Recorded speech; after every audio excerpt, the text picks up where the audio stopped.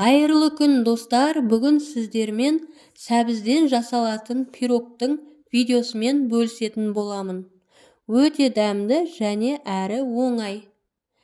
Ең алдымен сәбізді миксерден өткізетін ғана болсаңыз, турап қоясыз.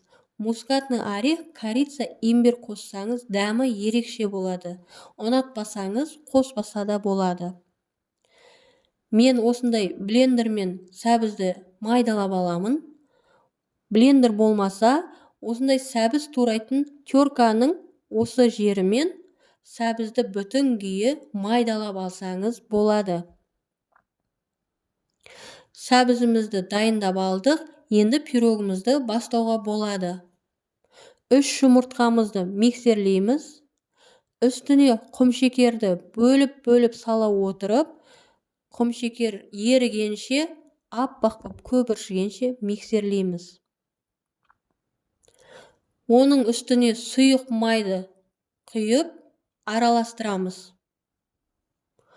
Оның үстіне дайындаған сәбізімізді салып араластырамыз. Одан кейін құрғақ өнімдерді дайындаймыз. Оның үстіне мускатный орех, имбир, корица, разрыхитель, сода салып араластырып аламыз.